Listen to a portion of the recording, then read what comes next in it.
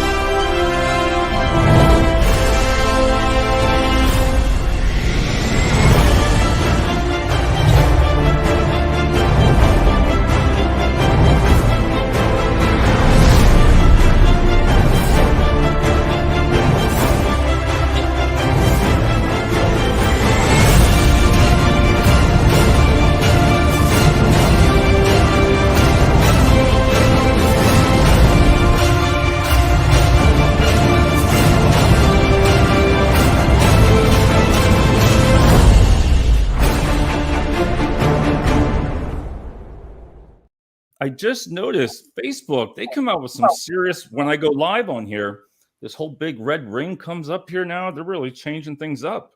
Getting fancy. Yeah, so there. So how's everybody doing?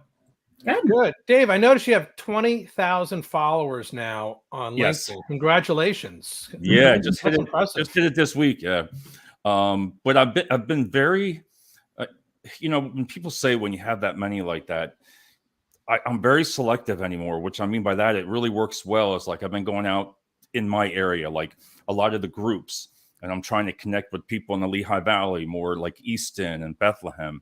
And I think we've talked about numerous times about on LinkedIn about, listen, you could have 200 people and have just as much engagement with 1,000. Yeah. It's who you have. But tonight, it's a great topic, and I love bringing this stuff up. Employee retention. I'm going to ask you both the question here. Both the question, and you're going to start it out, Kylie. What the hell do employees want? What do they want? In your opinion? To feel valued and like you are being considered and that you have the ability to grow where you are. I was actually talking about this. I thought it was so funny when you brought this topic to me because I was just having this discussion about the feeling that I think employees get when you bring somebody else in for a role without having the discussion or opening it up to your internal employees as well. I think for almost anybody, it would just be to feel valued and like you have the ability to grow where you are instead of feeling like you need to look elsewhere in order to expand your abilities. All right. Okay. Jason, now it's your turn. Well, again, there we go. I was making sure we had some visitors tonight, and Kenny's there. So he's there. We got enough for the show tonight. We got Kenny. I always bring up Maslow's hierarchy of needs of where foundationally what people need when they have a job. But it really goes back to what's that person desire. You have to find that niche of what that individual wants. It might be a work-life balance. It might be job security. It might be money. It might be good benefits. It might be the hours of work. What's their shift hours. It might be that it's part-time or full-time. So every person is different. And what's key to employee retention is connecting the dots and understanding what it is that person wants out of that job and out of that company, out of their career, so that way they stay engaged. But now I listened to both of you there, but then when you look at some of the companies, I'm gonna give you an example. Like, I'm sorry, we got to introduce Kenny. Kenny's there. He's already got two things. Oh my God, David have salt. That is yes, Kenny. When I grow a beard, it's like a goat. And Jason, I'm smiling. There you go. He's fine. So we got Kenny in there. When I look at some of the companies, and you're as a recruiter, you're hiring and you're hiring and you're hiring and you're not getting sometimes anywhere. You're like, you're gaining 10, but you're losing 5 or 6. constantly over and over. Don't you feel that some of the companies, like, I mean, I know we're going to talk about some things tonight, but to invest more so in that than just constantly going to recruiting? It's nice for us to have jobs to recruit for too, but that's got to take a toll, right, Kylie? I mean, yes, I think the frustration on that side of it, that's coming from more of my particular role over the years, is when you go to your hiring managers and you're like, look, this would change your attrition, and they don't want to listen. They don't want to go after finding, matching market value or better benefits, or, you hear these things as the recruiter over and over and over again, that here's why I'm not accepting this offer, especially when you get them to the end, they get the offer and they choose to go with another company. And you bring that feedback in, and to Jason's point, it is often a plethora of things. It's, you don't have the benefits that I'm looking for. Somebody else offered me more money. But I feel like in that scenario, when you're choosing a new role, oftentimes those are the two that I hear on the talent acquisition side, is that benefits are not good enough and that somebody else is offering more money. I think that money tends to dictate quite a bit when you're talking about an initial offer, not necessarily internal retention, but initial offer. That's what I was thinking. Jason, how do you in HR in your field, you need that data? I'm sure you need all that data. If the recruiters, if we don't provide that, at least, well, if they're not going to increase the money, okay, or salary, but at least these are the kind of things you need to know, right?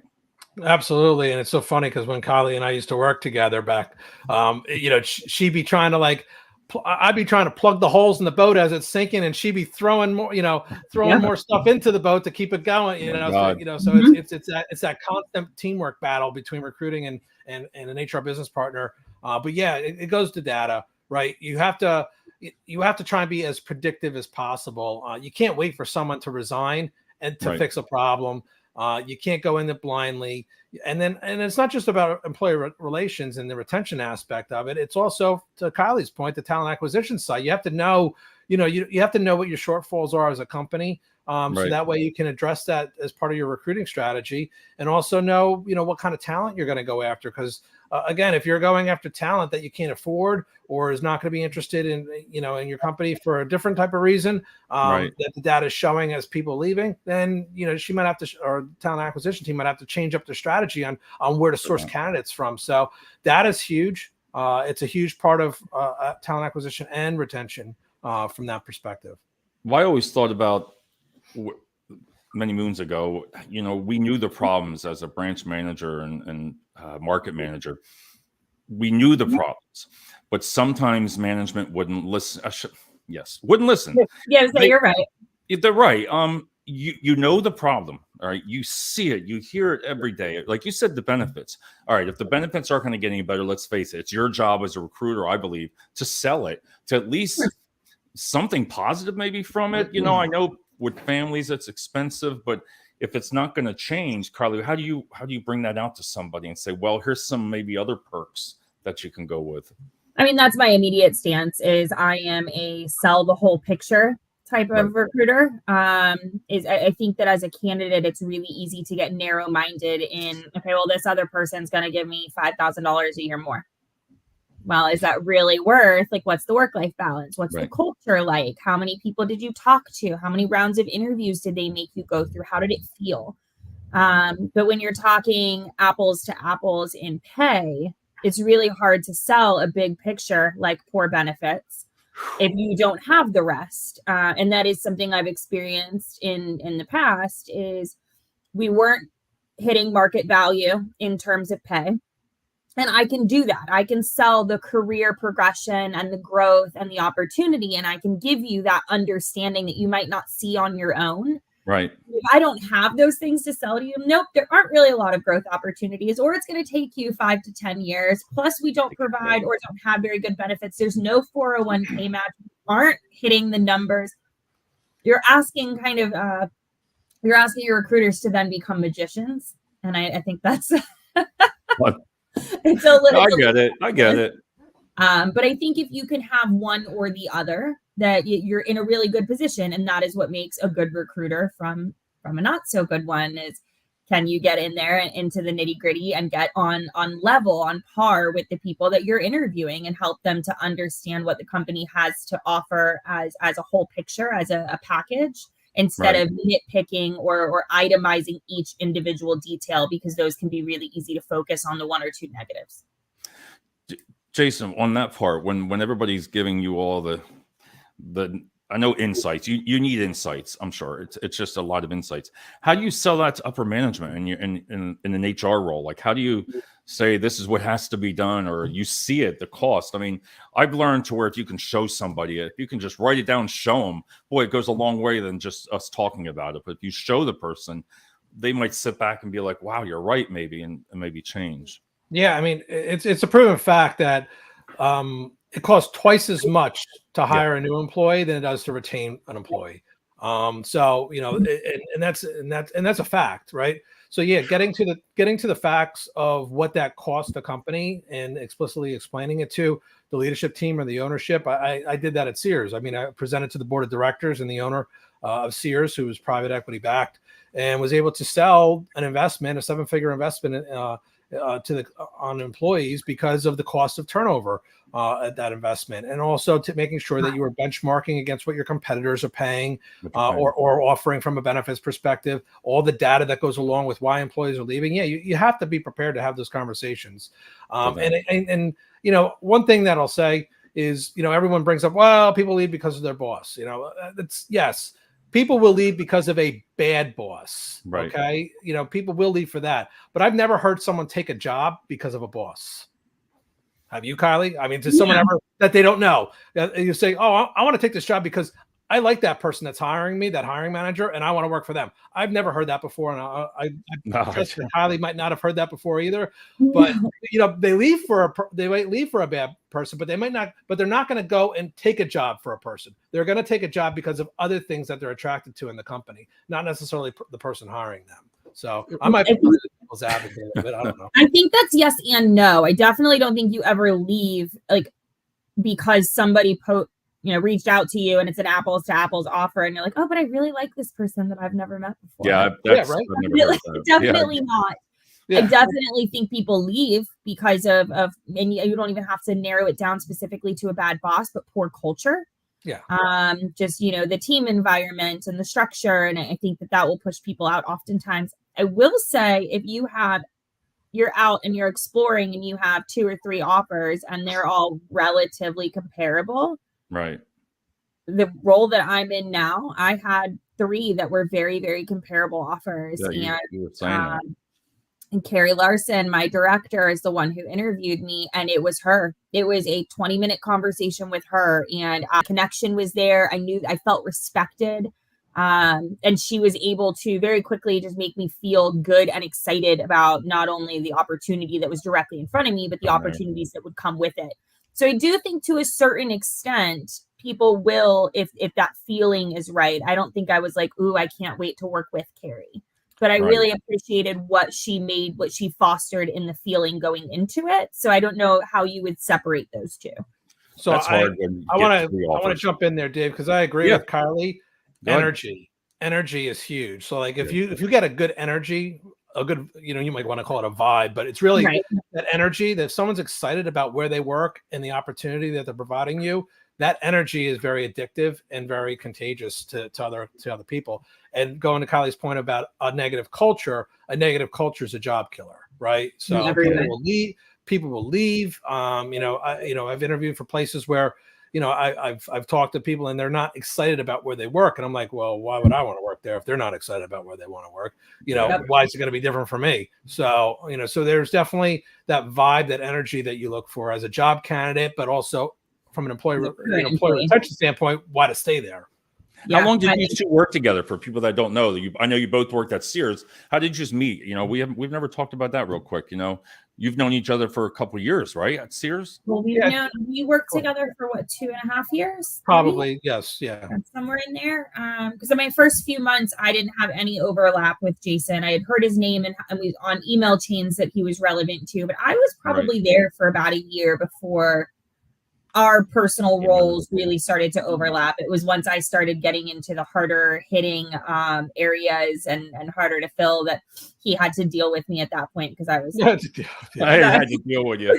There were people that were a little angry because I was like, which Kylie did you get? Which Kylie did you get? Right? That's funny. I love that. My current boss tells me that I Kylie situations. He's turned me into a verb. Kenny here. Well, we got Kenny here. You know, both have been my current for 35. Kenny 35.5. I love that. 35.5 years. That is a long time. Yes, it is. To be with companies nowadays, because it's to get to that point now. I'll tell you what, I'll never make that. I'll never make it. Every time something, it's like 8-9 years, and then something happens. I'm like, what the hell? You know, I can never win. I want to be at this place for like this job here. I'd like to be there for 20 years, but I'll be 80 some years old. So I don't know. Maybe not. Maybe not. So, but I wanted to ask you, Jason, this is doing the great research of my books here, but constantly of all these papers, is one of the things that they talked about is about being honest. And as simple as that sounds, being honest. And I kind of related with Kylie being in recruiting is there's some things like you know about the job, but do you say it? Like, you know what I mean, Kylie? Like, you might see some negative things that are going to come, but you really don't tell that person when you know it's there. Does that make sense? Yeah. I mean, I can say that I've had those experiences. Probably more earlier in my talent acquisition career. I've been fortunate where I am now in the last couple of places to not really have to deal with that so much. Man. But I will say that I've had some experiences where it all felt very scripted. I felt like if I veered, that I was going to divulge something that was going to make my already difficult job because of lack of market value and competitiveness even harder. So yeah, it's an interesting spot, and I think for me, I enjoy being in a spot where I can go to bed and feel good about it at the end of the day, and where you're lacking that honesty. It is hard to feel good at the end of the day, especially when you're making that offer. There's the excitement of like, oh, good for you. They're excited. They can't wait. You gave them the job that they've been pining for. But then you kind of know that, well, you glamorized this just a touch. Just a little touch, just a little bit. I don't think that that's the norm, though. I really don't. I think maybe you have some recruiters that will, but I personally, from my experiences, don't feel like that is the norm. Yeah, to glamorize it. But for Jason in HR, I mean, being honest, how do you practice that? I mean, I know it sounds stupid, but honest. Okay, it says preach honesty. Talk about honesty. Is it something that you, when you're at a meeting, you bring up, or do you just? I think people probably feed off that, Jason, whether it's the truth or they're just saying this or just saying that, or no. I mean, it's obviously, what kind of person will you be if you hired somebody and said one thing and then a couple of weeks later or a month later the exact opposite happened? What does that do about yourself and the relationship that you have with that new hire? So of course you want to be honest. You don't want to you don't want to tell someone, oh, everything's peachy and the roses smell great, and then something comes out a week later like, dude, I quit a job for this. Like, really? Right. But there are times where honestly there's things that you might have knowledge of. And, I've had that quite a bit in HR where you can't say it because of, disclosure reasons. There might be, the company might be up for sale, or the company might be, that plant is going to be shutting down, and you can't say anything, but they're still hiring, but that plant's going to shut down. Or it's going to move, like, that plant's going to move, but it's only going to move 40, 50 miles. It's still a lot, but you can't say anything because you're under a non-disclosure, from that perspective, that could affect a deal or affect a real estate deal or whatever it might be. So there's times where you can't say something, and that's the way it is. But for the most part, if you can, you should. That's how I feel. I think from the recruiting side of things, that's often the case, right? Like, nobody's telling you that you're genuinely not allowed to. But if you say the wrong thing, and that goes back to your hiring managers when they're interviewing that candidate, you are the one who it comes back to. So you give, I think, as much as you can, and then you leave that to the hiring managers to really lay out the nitty gritty, the dirty details of truly what to expect. Right. I think that falls more to their responsibility than it does to the recruiters. For that part. Jason, what does culture mean? I know these the little words, but we always talk about company culture and everything. What does culture mean to you? How do you show culture?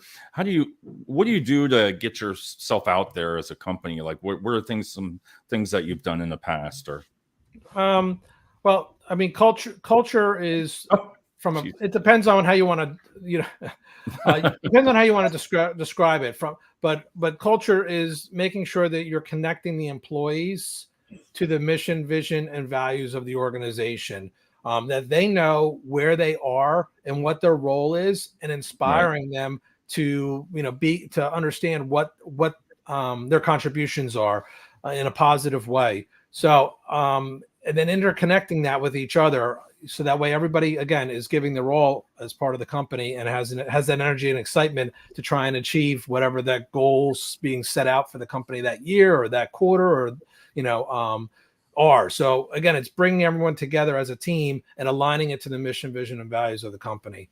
So there's different things that you can look at within a culture to reinforce it, to grow it, to to make sure that people are aligned to it. But ultimately, it's making sure there's an engagement and alignment between the mission, vision, and values of the company and the employee. I think images say a lot.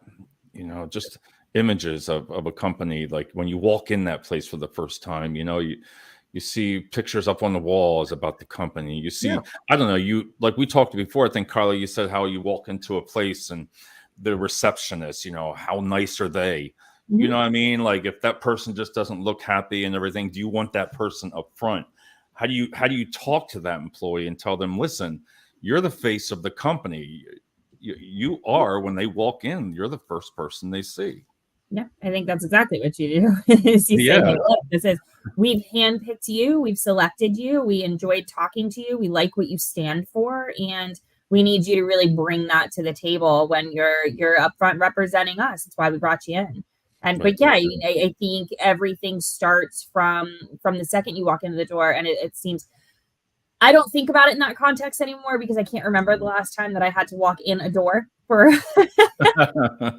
But when I think about it, I think of, you have your five senses, right? Like is it warm? Does it smell nice? Are people smiling? Are there, company pictures of outings and yeah, I think that all of it, you have to kind of take all that in, and it's, that first 15 seconds that you walk into the door, you inadvertently, whether you want to or not, you've now developed an opinion, whether that's a good feeling or nervousness. And I think a lot of that is going to carry into that next step when somebody comes and grabs you out of that room to bring you back for your interview. But I don't know that I would deem that as company culture, but I think that it's a really nice introduction into how you feel like that company culture might be. Right. What would you think of Jason if he walked in, saw Jason first thing? I love Jason. He smiles good, right? He smiles good, right? When he smiles, for it. When he smiles. A lot of that, like we talked about the culture, and the other thing that they talk about, employee engagement. Again, just simple words as they are, but what is, to you, Jay, what is employee engagement? Is it just, we're having meetings, or we're what is it? Well, I think what you're asking, Dave, is how do you measure it, right? I think that's what you're might be asking is how do you measure employee engagement? So, I mean, employee engagement, again, personal level, it could be different things to that employee. Okay. But overall, is how across the broad spectrum of the company, when you look at it, it's really, what's your retention? Are you an employer of choice when it comes to that? Do you have now a company where nobody ever leaves is not healthy, right? So, but do you have a healthy retention rate where your turnover is low? How do you compare against other competitors? When you post a job, Kylie, right, and you're an employer of choice, do you get one applicant or do you have 100 applicants on that post? So, there's measurements and KPIs that you should be looking at. How many of your new hires are coming from an employee referral, right? So Right. that's a great sign of That's a big one. engagement within a company. Yeah. So, you know, I didn't think about that one to measure it. Yeah, you're right. Yeah. So like if I work here and I love working here, then I want others to work here that I know, right? I want them to be a part of this also. So, and I always look at it as what's the level of employee referrals as a great sign of engagement. But again, it goes back to, you know, there's individual things. It could be, you know, learning and development, career opportunities. It could be, if you're a scientist, freedom to innovate, right? Like if you got a lab and you have, you know, you're given this innovation, you know, ability to innovate and not be restricted. Oh, do this. They foster an environment of growth and innovation. That's huge. It could be, you know, how employee outings, team-based environments, employee paths where you can decide what team you want to work on. There's companies out there where you're not defined by a job description or a job title. You can actually create your own path within the company and decide where you want to place your work time and join different teams as part. So there's all different types of things that that you can look at. But again, it all goes back to what are the KPI, you know, some of those true KPIs of that show and measure growth. Obviously, there's surveys that you should be doing, you know, within the company from an engagement standpoint, engagement survey, and decide how many detractors you have versus, you know, attractors. So to determine what the level of engagement. So there's lots of different stuff and different touch points along the way. Are you looking at new hires? Are you looking at incumbent employees? Or you know, and then what are you looking at from people that are leaving the company? How many retirees do you have? That's good. That's good. Healthy. Yeah, that's a good healthy retention, right? If you got a lot of people, if you have people that are retiring, that's 50% of your people leaving. Well, that might actually be a good thing because they're actually staying there to retirement. But there's different things to look at. I like the idea of the way you worded it for referrals, because if you're not getting them, if you think about it, really, if you're in as recruiting and you're not getting the referrals, maybe that's where you should sit back and say, well, besides money, because everybody, you know, when we went through the COVID stuff, you saw these big referral bonuses, man, up to 2,500. I've seen some for 5,000 just for truck drivers, a referral. I'm like, wow. But now that's all dwindled down, but that makes total sense. You know, how many do you have and how to measure that? We got somebody down here. Let's see. We have Pratap. All right. How do you say that last name? You want to say Pandy? Pandy. Yep. Okay. Employee engagement. They don't work with one team, but they work with all the team, which is a difficult job. Kylie, I think you agree with that one. Yeah, it is. But I also agree with just working with everybody. I think when you asked the question, my immediate was, are people getting, because I think from an internal perspective, are people getting on camera? Are you having weekly meetings? Are you getting involved with your team? So I think the way that you were going after it, Jason, was like a little bit of a different side of it. It was a more HR side than the way that I perceived the question. But it's interesting to think that there are just so many different dynamics. The one thing that I did agree on was referrals was one of the first things I thought of too. I get referrals on a regular basis, but I can say that there are companies that I've worked for that I didn't. And I think it speaks volumes. Yeah, big time, especially for that. I wanted to talk about recognition. Again, does recognition have to be monetary? Does it have to be? No. Does it have to be money? Does it have to be? You've said it a couple of times. Treat people. You've always talked about that. Treat people the way you want to be treated. Yep. I think we all can agree with that. But what is recognition? Again, these are just little things, but how do you show recognition? Does a company, do you use social media for it? Do you use in front of meetings, in front of people that you bring somebody up, or, I mean, just a simple little things? Yeah. So, the biggest thing I can say about recognition is be genuine, right? It's whether or not, if it's money, it's money. All right. But if it's not money, make sure it's genuine, but also make sure it's in a format that's going to be acceptable to that associate. So, I mean, if you have to know your people, right? The people that if you manage people, you have to know them. You have to know whether or not they would want that recognition in a public setting, in a private setting. They want to, I've had people where they've sent their spouses and children a letter saying, "Hey, Dad was awesome this week at work," so they can post it on the refrigerator. Stuff like that works. I've recognized people that, they had their first grandkid. So I sent them something, right. Or see that right there. I'm sorry. That is perfect. Those ideas, like those little things like that you took the time because they had, a baby or a grandparent. I think that's awesome. And guess what? They're hooked, right? Because you cared, you were genuine, and that's the level of engagement that people need to have when they connect with their employees.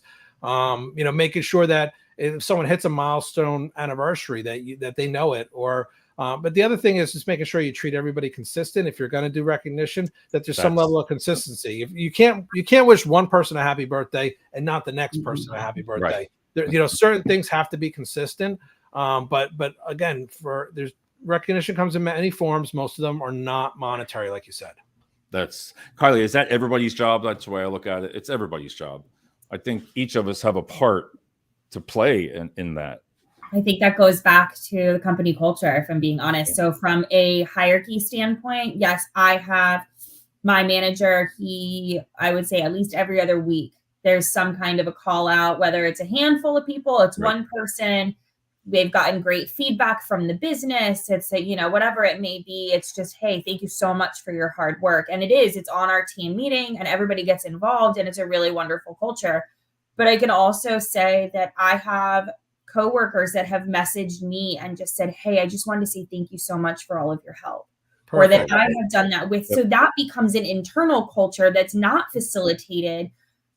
That's not fair. It is facilitated by the management because they're creating that environment to make the rest of the employees feel like that is a normal and a healthy and a good practice. So they're encouraging peers to do it because they're setting the example.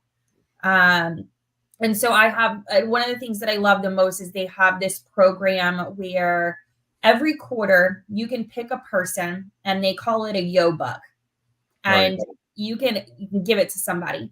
Once that person has acquired 3, they get either a monetary amount or an extra PTO day. They get to choose how they use it. Cool. They never expire. So let's say I got 1 right now and I didn't get another one or I got 2 right now. I didn't get another one for 5 years. Doesn't matter. There's my 3. I still get that.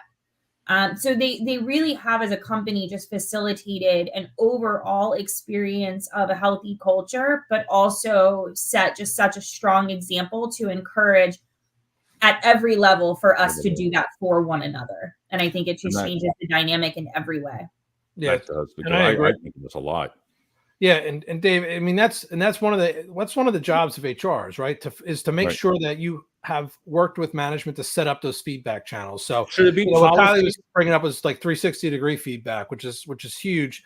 Peer recognition, supervisory recognition, but then also business partner recognition. So so making sure that 360 of people that are around you in the workplace are given an opportunity to let you know what you're doing good, but also what to critique you on what things that you might be able to improve on in an anonymous environment. So that's 360-degree feedback. However, HR also should be setting up with the management team a forum or a format so that way people can regularly give this recognition. That's what Kylie was bringing up about a reward system, right? Is that that's where HR comes in is working with them to say, hey, let's either set something up, a system up, so that way we can have that feedback given and received in a very easy manner to facilitate a good culture and a good work environment, or else a program that has defined rules and stuff like that, like the YOBUC, that has defined rules, so that way, again, helps to facilitate that culture. So, well, it comes down to training, though. For it should be policies, right? It's got to be policies. You have to have the policies, right? Well, if it's a contest or something where it's again, there's monetary aspects to it. Yes, there should be policies or rules or to guide that. Especially because some of this stuff can be subjective, but even if it is subjective, it has to have objective rules that go with it. But it doesn't, I don't think you have to have a policy just to say, hey, recognize somebody. No. Right. That's just that's just a forum or a format, of how it should be done. So I think there should be maybe some guides that are out there to help people on how to give recognition, when to give recognition.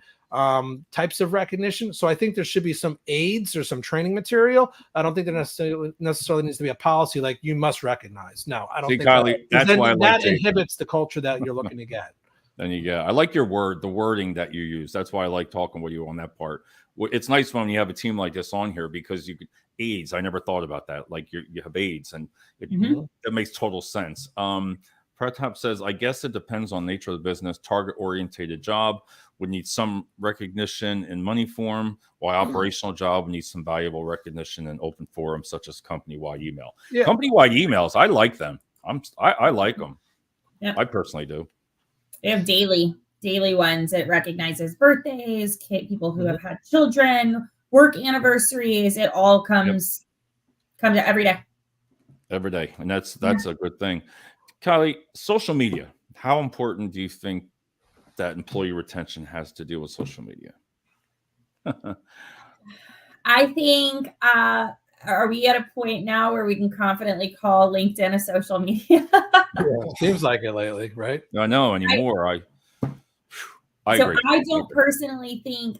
Well, you know what? I guess it's business dependent. If you're retail, I think that then talking about an Instagram, a Facebook, a traditional, is incredibly valuable to your business. I think something like talent acquisition, maybe not as much. Then I'm going to lean more towards a LinkedIn. I think that's probably about as social media based as I think you need to be. But yeah, I think that's business dependent. I think that there are some. I have puppies that I'm selling. I'm not doing that on LinkedIn. No, I know, right? I am doing that on social.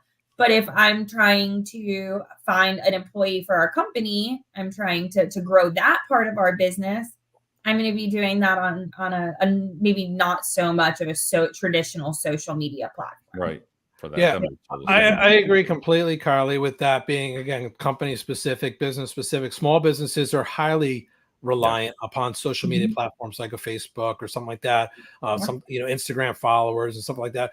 Gym owner. Think of a gym owner. Like, in order to grow that business, it's very community based, right? It's very. You're not doing that on LinkedIn. You're not doing that on LinkedIn. Correct. You're absolutely doing that on social media. But you got to think of how companies are formed, what they're built, and what they who they service, on how they expand their business. Landscapers and stuff like that. They're very community based.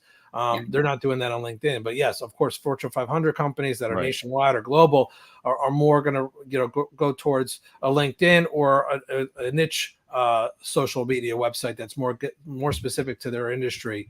But yeah, absolutely. Obviously appliance repair might be going to, ASTI or stuff like that, that are very technical to those areas, or they might, participate in other things that home shows and stuff like that. But again, I think it's business specific. I couldn't agree more. It is. And I like social media. And like you said, I'm the only one on LinkedIn. I think I put tickets in just because I didn't get a lot of views. I get tired of it. I send them tickets all the time. All right, what have I done now differently? I do. I put on there the ticket and I say, why does explain this to me? I know. Explain to me. And they say, well, David, you have to be consistent. You have to put out good content. I said, I've been putting out good content, but when you're only getting 500 views, I said, I want more. I'm sorry. And then they just, it's so generated, but it's not always generated because I can tell by when she's typing, he or she, is typing it out. But that I'm the only one. I love doing that to them because something changes, because I've told you before, if you're real negative sometimes, that helps. Really? It does, like negativity or something that's controversial, or you get the amount of views, and I don't know. It's because it's engaging. It might be not engaging what you want it to be, right? But negativity draws engagement. It's unfortunate that it draws the wrong engagement. It might be a short-term thing. It's almost like when it comes out, like, how do you push performance management? You can either push it through rewards and recognition, or you can push it through a whip. Right? You might get that quick boost by whipping somebody, by telling them, hey, you're going to lose your job. They'll get a short term, but it's not going to last. You better get to bring them in with the honey, and and show them the recognition side. So the same thing with the commentary being divisive and stuff like that. It draws engagement, but it's probably not long term. It's very wearing. I think also being aware of quality versus quantity, right? So kind of Right. piggybacking on that, Jason, is Yep. yeah, you might have 500 people on there, but are they just watching for the, the potential, like the negativity, the rile up to see who gets upset in the comments? Right. Or are they engaged because they're going to be here next week and the week after because they genuinely are interested in the way that this unfolds? So I think putting a little more weight into the quality versus the quantity is probably a better recipe for success too. That's what I've been learning a lot, and I can see the value of that. Oh, Bill Bradford, he's from Pittsburgh. Hey, Bill, how's it going? He's in DC this week. Oh my God. Yep. Kenny was saying hello to Bill too. Kenny's been quiet tonight. Like Kenny just got out of, I think, LinkedIn jail for a while. He was missing in action. He was in LinkedIn jail, and he goes, "Did you miss me, Dave?" He sent a message. I'm back. Oh goodness. The shows, yeah, because he was gone for so long, and all of a sudden now it's like, but look, his it's not really long. So I'm trying to think, is he cutting back on his comment? Yeah, right. He's being. Oh, I know he'll come back and say that. Employee engagement team has huge involvement in bringing positive and appropriate social media presence. I'm sorry, I'm trying to connect with our previous topic. No, it's true. Oh, that's perfect.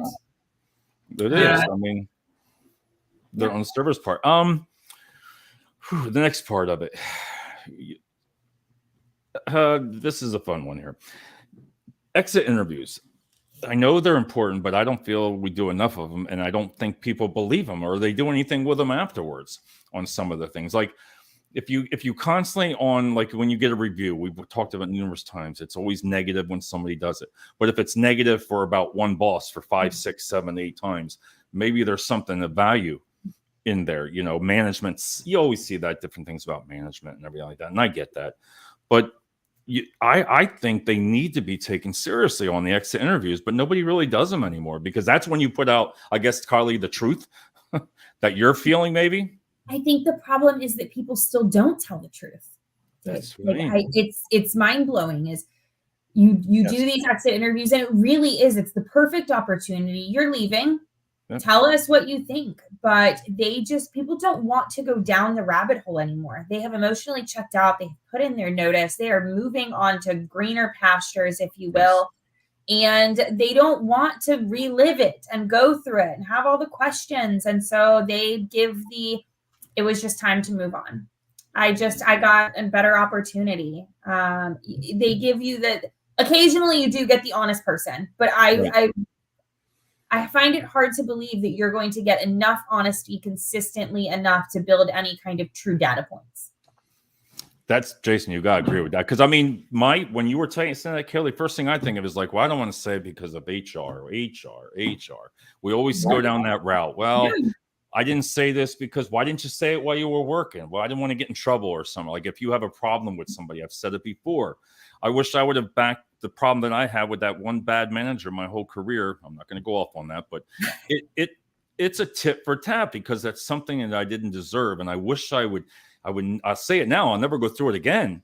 I would do things differently, more professionally. I would have taken it, and towards the human resources part. But a lot of people don't like to go see Jason.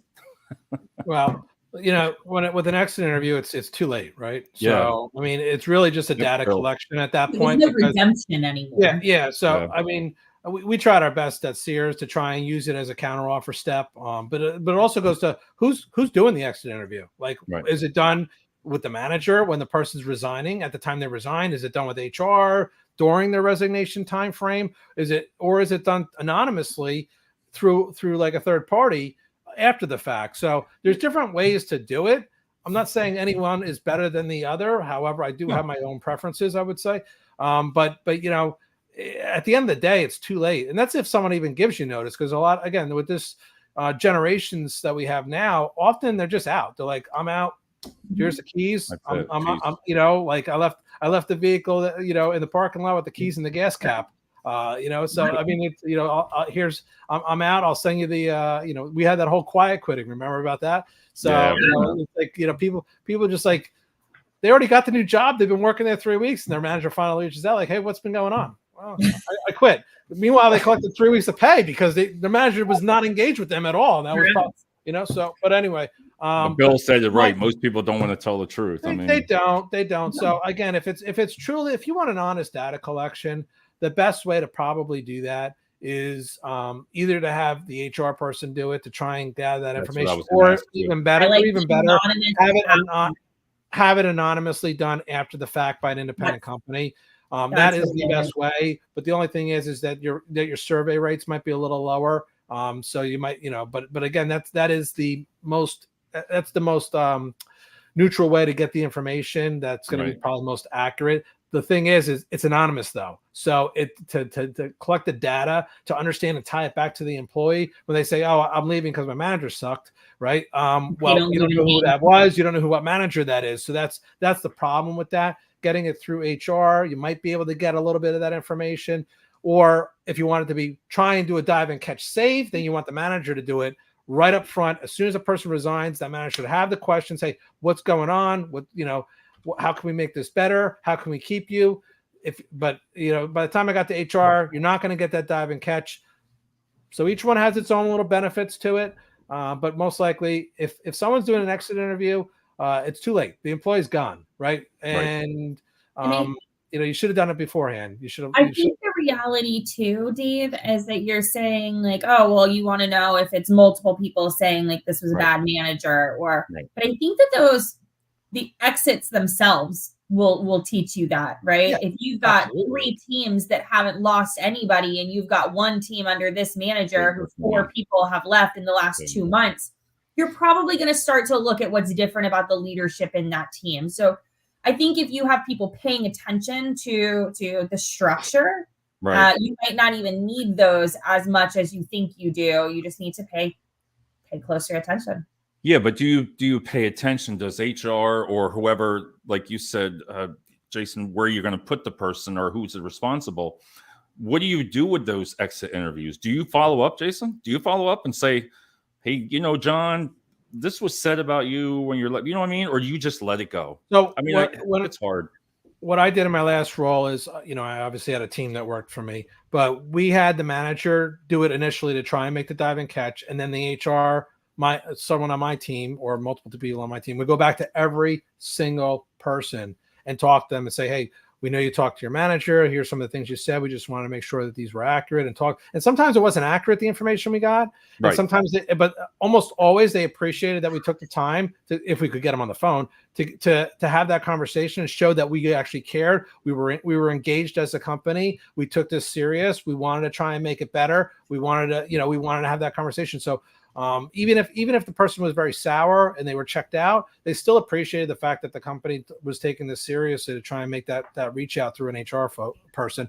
And then again, we had the third part. We did all 3. We had it where it was an anonymously done after the fact through a third party company to try and collect the data. So, but it is very, very much about data collection because someone leaves, you at least want to know why. You want to know that primary reason why because again, you don't know your problem then, right? So all you know is someone's leaving, but you don't know if it was wages, benefits, the manager, the work hours, the culture of the other employees, lack of job opportunity, something that was being done unethical, work-life balance, whatever it might be. There's so many different things, health and safety. So you don't know what the problem is. It might have just been that they weren't being invested in as through learning and development themselves. They weren't getting good training.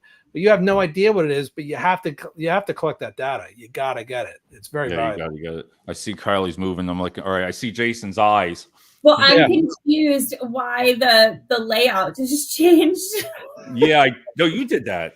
I did not. I put the comment up. I didn't touch the layout. Oh, I thought you did that because I was like, well, now let me read. I thought you were doing that so we could see Jason's face or something. No. I was like, all right. With respect to exit session, we had a great experience at the account consultant. We believe that you're part of the family when you're with us, but after leaving, you're still a relative. I like the wording of that. I like that. In case anything goes wrong with your new venture, do reach out to us at any point to join the family back. You know what? I mean, again, you lost the employee, but if you leave on good terms, I don't think there's nothing wrong with leaving on the good term part and being honest. Again, I think, like you said, who you say it to, did they follow up with it? Kylie, I got to ask you on reviews. We've said it. People put negative things. Do you respond to your reviews for a company? Do you Do you When see I that was more so a when I company? was managing the company branding for Sears Home Services, that was exclusively what I was doing, and I was actually going out of my way to first respond to the negative ones. Right. So I did find, I mean, the ratings increased pretty significantly in a much shorter time. I think it was a full point Right. increase. So from like a, what was it? Jason, it was like a 2.4 That's not bad. when it started. I got it up to like a 3.3 or a 3.4, which doesn't sound like a lot, but it is hard to do. I did it in like 8 months. And I really did find that being consistent in responding to the unhappy people was really, really beneficial. And I think won over that. I didn't just say, here's my email, contact me if you'd like anything further, and then do nothing with it. If they reached out, I was communicating with them and going backwards and figuring out, what team they had worked for and how we could assist and whether they were rehireable and, making sure that their profiles were intact. It was, so putting the effort in. And so, yeah, I think that the reviews are huge. Huge. Jason, you got on the HR standpoint of it, that's a nightmare sometimes too, isn't it? Not a nightmare, but you really want to know those negative reviews, right? Because it comes back to the department in a way. Yeah, we actually partnered with Kylie and the team there. We call them re-recruitment surveys, right? So, we get that survey, or we'd know if someone posted their resume even. To see if to start looking for a job. We obviously the recruiting team has ways to go about and know if someone just added their resume or just updated their resume. We would go back and have a re-engagement process. So, that was going to lead me into a point that I was going to make, Dave, is much better than an exit interview is a stay interview. I don't know if you've a stay interview. So a stay interview is when you proactively have a conversation with an associate. Typically it's a manager. Right. And they have a one-on-one conversation. They go down a set of questions, engage the associates' engagement, staying with the company. What's the likeliness to stay with the company over the next 3 months, 6 months, 1 year? Okay, so that's the same thing pretty much as a re-engagement interview that we were doing. But again, these are things that you could do proactively as an employer, as a manager, to test the level of engagement, so you prevent an exit interview. Right. So you wouldn't want them to resign. You want to be able to catch this ahead of time. So again, a stay interview is a much better interview. Way. Yep. What level of honesty, Jason, do you honestly feel like you're getting out of a stay interview, though? If you have that manager asking the questions and right? I imagine the employee's problem is with that manager, with their manager, how are they going to feel comfortable? Doesn't that comes back to where we started with all this, is the company culture and the approachability and having a healthy enough environment to feel comfortable? Is there any other way, do you think, to be able to do that? Well, again, it could be a 1-over-1 manager that does those interviews. You can have it as the HR that does the interviews. So there's different people that can do it. One thing that you need to do is track them, right? These stay interviews are only as good as the answers that you're getting, and then logging, being able to log those answers or retain that information. So that way, if the person does resign 3 or 6 months from now or a year from now, you can go back and say, well, what was their answer? And then why did they resign? And so how accurate was that information to as it relates to the reason that they left? And then you can go back and then you can understand, well, were they BSing the manager, or was the manager not collecting the data and then look at how many people resigned, like you said before, on that team. So it all goes back to the data. We're data driven to society. We're data driven in our decision making, and it's nothing that's uncommon to HR or talent acquisition. It's every aspect of business. I mean, finance is data driven. Marketing, where to spend the money on marketing, is data driven. They're all data driven decisions. A CEO is data driven. So it's just that these are the touch points of what data we look at in HR and talent acquisition. But again, you can have different types of different people do it. I would just suggest that you, again, probably be consistent. If it's going to be the 1-over-1 manager, the 1-over-1 manager does it for anybody, or anybody that has more than a year of service or something like that. Try and be consistent about it. And that makes total sense. I wanted to bring up one more topic here. Wow, we're almost close to an hour, man. That goes fast. Geez, we're the Fox 3. Oh, am I allowed to say Fox 3? I'm sorry. Fox 5. You know, I was like, wow, that's a whole hour there. Which brings into the last topic, and again, I didn't hit all the ones that I swear to God, Jason. You never do. I mean, I sit there and I get a lot of stuff, and I never use it. I never get to it. As long as you ask the questions, Dave, we're good. Just keep shooting them. Kylie and I'll knock them down. Yeah, you knock it down, right? I'm glad I didn't have to read them all. But as simple as this even sounds, Kylie, you know, encourage open communication. All right. It comes down to, again, what does it mean to encourage open communication? How do you encourage open communication? I think it's fostering an environment where people feel safe to have an opinion that isn't the same as their managers. That it's okay if you say, if I come to you and say, I think that this would be done better this way, then I'm not worried whether or not that manager is going to go, well, I created that protocol. What do you mean to be done better differently? Instead, it's a cultivation of, awesome, let's expand on that. So I think it really is just making sure that people feel like they can speak and be heard without repercussion. And not to say that I think that you shouldn't have a chain of command and that I shouldn't know that if I just don't show up at work one day that there's going to be repercussions. Hey, you're so wrong. Right. But feeling like I have that open level of communication and that I can just go in and voice and get involved. Fox 4. I thought you'd enjoy it. That was funny. Yeah, I think that it is really, for me, it's cultivating an environment of safety. But how do you feel you tell your employees that though? I don't think you tell anybody anything. If you have to tell them, you've already failed. You have to show it. You have to create that feeling. He's good. I like that. That makes total sense there. You got me on that one. That was good. You just have to create that feeling. I didn't have to. My direct manager and my team lead, it's Brent and Angela. Neither one of them ever came to me and was like, if you ever need anything, and I'm sure they did at some point, but if you ever need anything, it's not a regular thing that they say to me, like, oh, Kylie, just come, you come let me know. I just know that I can. They're there when I need them without me having to ask. So I never had to have them say anything. They showed me before they told me. And so, yeah, I think it's action. I like that. And then for Jason on his field, I don't know. Yeah, his is a whole nother animal. That's another whole level for HR. I'm sorry, HR. I'll say it over and over. Scares the living hell out of me. I told you that.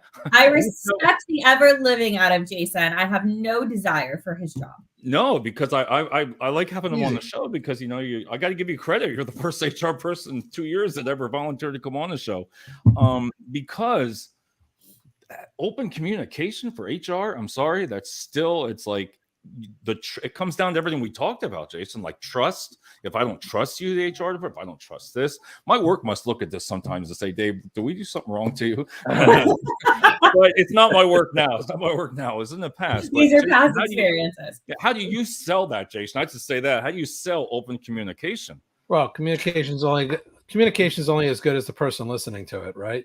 So you could say whatever you want, but is it being received? Is it being listened? Right? As the manager, are they transparent in their communication back? Are they so? It's not just the open door policy; it's the two-way policy when it comes to that. So, but communication. Nobody wants to be surprised. So again, communication has different formats, different forums for it. It could be in a team. It could be a team discussion. But I think the biggest thing is that it's healthy. It's healthy to have.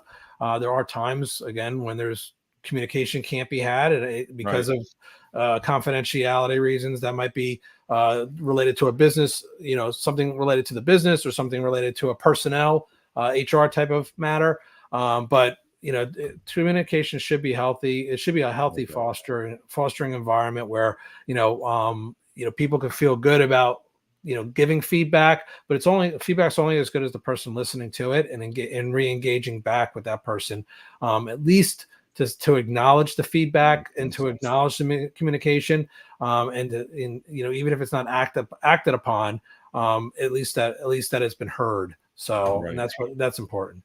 That's got to be for. Oh God, here it is for Kenny's last comment of the night. Look at that.